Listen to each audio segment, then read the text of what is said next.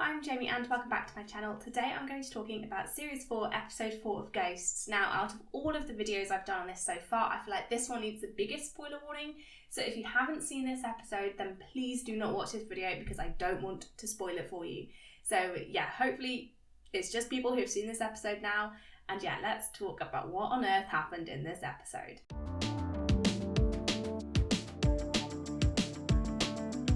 Let's go straight into it and talk about the biggest thing, which is the fact that Mary has moved on or been sucked off, as she calls it. This was absolutely heartbreaking. I wasn't expecting it. I'm not surprised that Mary's the one to have moved on, and I'm not surprised that it has happened, but I was surprised in the way it happened, just so sudden. Not anticlimactic because it was such a big moment for her, but like it's something that we all kind of expected to happen after a big moment happening, but it was very casual. It just happened seemingly out of nowhere. But while it did seem very sudden, I think they have set it up very well, which is what I'm going to talk about because I wanted to mention those things in my reviews of it, but obviously mentioning it would be a spoiler for this episode, so I haven't spoken about it yet. Yeah, it just came out of nowhere, them talking about bird watching and then noticing Robin's not there and thinking he's gone when in fact Mary's about to go, and yeah, it was just so sudden, but like wonderful for Mary, but yeah, just heartbreaking. I was just watching, I didn't know what to do. I was just sat there, just staring at the TV, just like in shock. So yeah, let's talk about the development of Mary throughout this series, because I think she's done such a great job growing as a person or as a ghost. So yeah, throughout Series 4, we have seen Mary take big steps in like her character development. So we had her realise that her life wasn't too bad. It was peaceful, it was simple. And I think that is a part of the reason why she has moved on. And the biggest one, obviously, is being able to tell the story of her death and the beginning of her afterlife with Annie, and Annie teaching her how to regain her voice and how to unshackle herself from the restrictions that her society that she was alive in put her in. And I think that was a big step as well. And yeah, just being able to talk so blatantly and frankly about it and not having as much emotion tied into it, being more like, this is a fact, this is what happened, and I have grown from it. She's able to become a person that she would never have been able to be in her life, and I think that's wonderful. And then also we had Mary standing up for herself and not wanting to take guilt where it's not deserved, because she had to do that in her life and she knows that that's wrong. And yeah, just fantastic character development throughout this series. And while there were moments in the last episode where I thought that she would move on, I'm glad that it happened in this one, and having its own episode centred around the ghost's grief and what it's like for them to lose a friend so suddenly. Because yeah, Mary's had all of her development beforehand, so we know why she's moved on, and even though it was sudden, it makes sense. I am going to miss Mary so much. I just love Mary, and I think it's going to be such a shame to not have her in the show. It's going to be such a shame to not have Katy Wix in the show, even though she may appear maybe as a plague ghost or in flashbacks. It's just not going to be the same without her. But yeah, it's just going to suck. I'm going to talk about Mary's like memorial service first that they held for her, because I think that was such an emotional, such a sweet moment. And talking about all the things that she loved, which I really, really enjoyed. Thomas not being able to write a eulogy for her because he kept making it about himself, but then coming up with that amazing idea to collect items that reminded everybody of her and giving her a burial, which was Alison's idea, but giving her a burial that she didn't get in her real life, which they buried the stuff, which I think was so sweet. And I think the joke about, better not cremate her was quite funny. But yeah, I loved, the idea, the whole sentiment of it. Thought it was wonderful. Having a photo of Mike in there was very funny, because that's like a flashback to the first series. We haven't really seen her infatuation with him that much recently, but it's a throwback to the first series especially. Having the magazine with loose women on was fantastic as well, given how much she loved it. And then the basket, which was 5 potatoes high, which is actually a line improvised by Katy Wix, which shows her genius and how we're going to miss that comedic timing and improvisation from her. And because that line has become such a staple in the show and such a Mary thing, and one of the lines that Mary is known for. So yeah, it's going to be a shame to not have her in it anymore. I'm going to miss her so much. Linking to this, I liked Robin coming in and not really not appreciating, but not really being involved in the funeral. And the ghosts being really confused about it. And Robin's lines here and like the emotion from him was so strong. I just thought it was fantastic, like telling them everything he'd been through, how many friends he has lost, and that he has been here like so long. And I think putting that in comparison as well, like we know he's been here long because he's a caveman, but like laying it out, being like, I have been through so much that you don't know, that he's lost so many friends in like his actual life, and also in his afterlife. So yeah, I think that was just such an emotional part as well, to have him like not break down, but show a lot of emotion. He's normally this like he's an animalistic kind of character a lot of the time, and to show him being so raw with his emotions was really, really sweet. And yeah, we'll talk about Robin as well here since we were on the topic. Hit the moment at the end where he talked about how he allocated every ghost that had moved on a star because they shoot back up to the stars. Was so sweet, so emotional, such a lovely way to end the episode. And giving Mary a star, I think, is so fitting. It's one of those things. It was just such an emotional, sad, but so warming episode, if that makes sense. So comforting, but also just so sad. Also liked that Annie got a star as well. And yeah, you can just imagine those two just up wherever the ghosts go, up in the stars, gossiping about everybody else from above. So relating to Mary's passing, we have a lot of different things to talk about with the ghosts, because each one of them handled it in such a different way, and a way that is very distinct in their character. So for the captain, he immediately started party planning with Mike, immediately wanted to make himself busy, kind of if I stop, then I'm going to have to face what's happened. And I think that's very relatable. Yeah, and seeing him break as well at the funeral was really sad. Again, somebody who doesn't really show emotion. I think Kitty immediately getting upset, confused, not knowing what to do and not knowing what to think is, again, very characteristic of her. And I think Pat jumping in as well to try and save her, while it's kind of portrayed as something he's doing to help Kitty, I think it's also something that's done to help himself.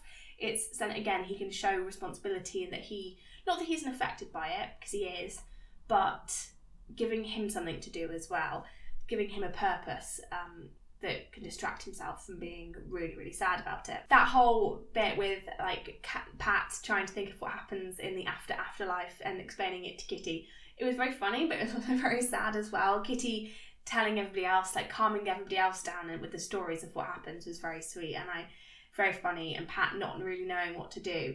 But again, as I said, I think him delving into that, oh yeah, Mary's doing this, Mary's doing that, while yes, it is to comfort Kitty, I think it's also to comfort himself. I think Thomas lying in the bath, being very melodramatic, very, very characteristic of Thomas. I think also he does also represent a lot of what I was thinking as a viewer, being like, oh, it's senseless, you can be taken at any time. I wasn't expecting that. I was expecting, some grand thing to happen around it, not just for you to be whisked up in the air. So I think that definitely encapsulates what I was feeling. But again, Thomas makes it about himself, talking about how he has so much left to give, how much he needs to write. And again, like I said, writing a eulogy about her, and being selfish again by making it about himself, but then, as I said, making that very beautiful gesture. Julian as well, getting very angry immediately. I think obviously he does represent a lot of like toxic masculinity, and the idea that if you're a man you don't cry.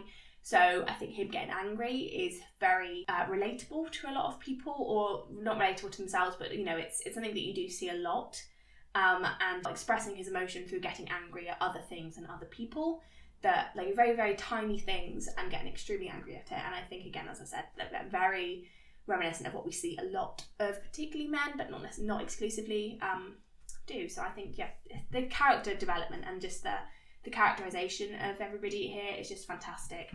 And then we've got Fanny, which I thought Fanny's one hit me like, quite hard. I think hers is very sweet, and again encapsulates a lot of what grief is. Her forgetting, waking up from sleeping and being like, oh, Mary would love to watch this, and calling her, and she had to call her a few times before it dawned on her, and she was like, oh, Mary is gone, like she's not here. And then getting very frantic and was like, what do we do when we don't have Mary?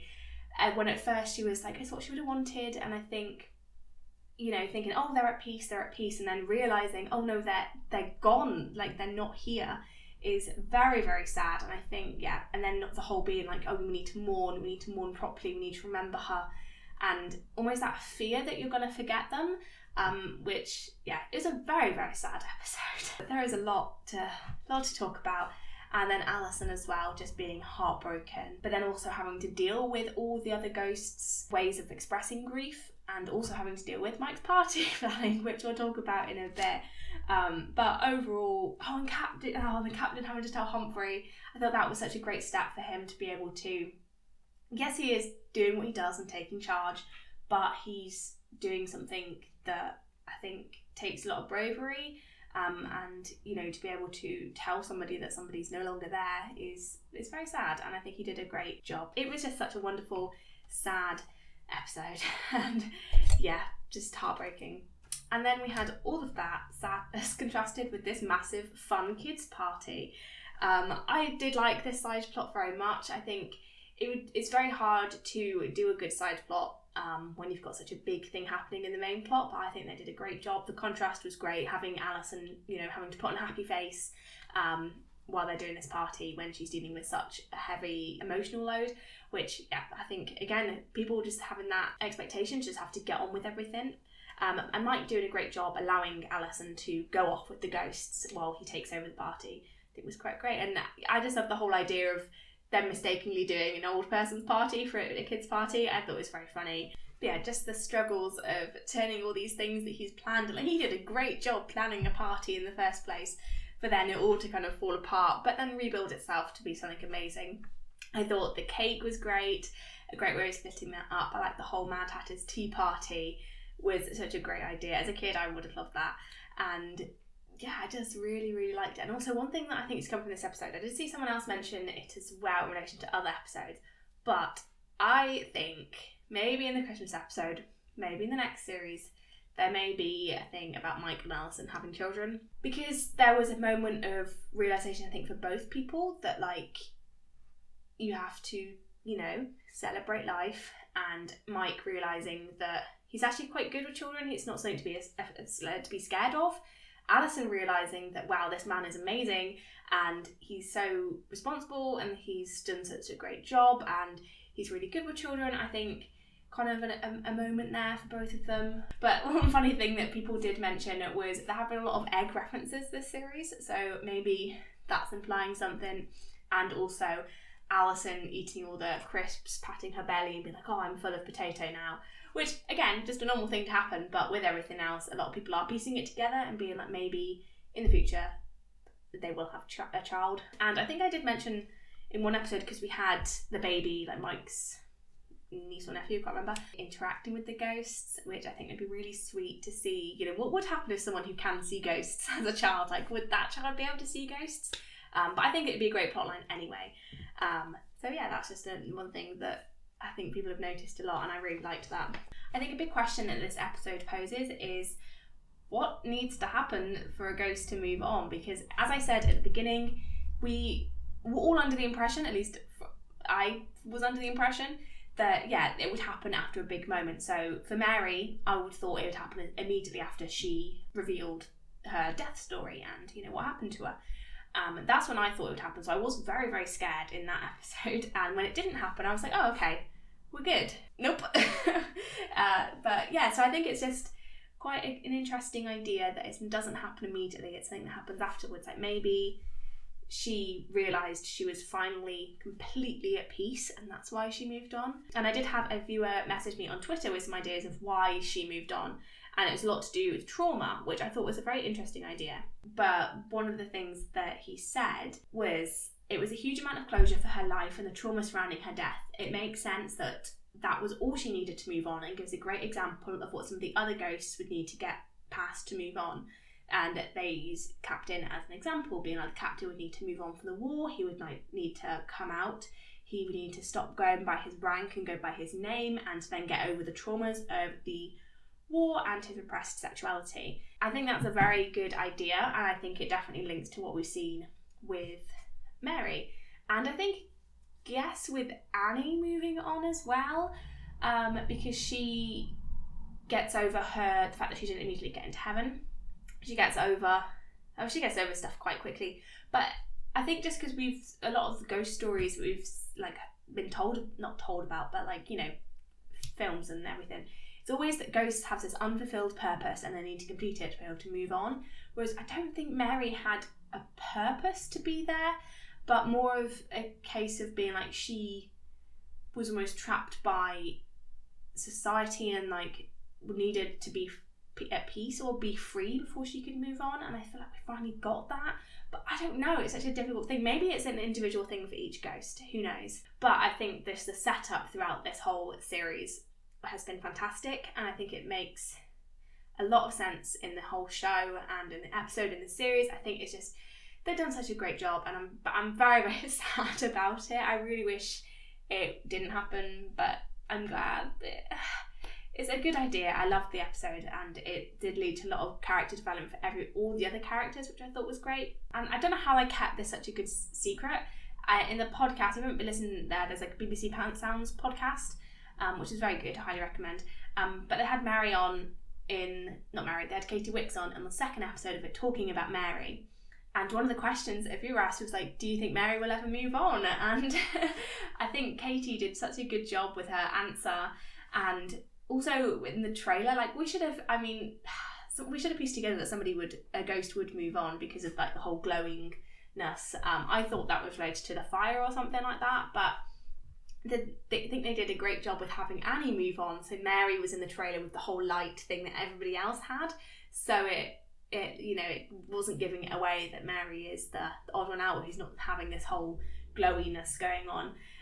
So yeah, I thought that was a really good way of doing it. If you enjoyed this video, then please give it a like, be much appreciated, and comment down below your thoughts on episode 4, series 4 of Ghosts. And yeah, subscribe if you want to see more videos to do with ghosts. I'll have some more videos out for you soon. Thank you very much for watching, and I'll see you in the next one. Bye!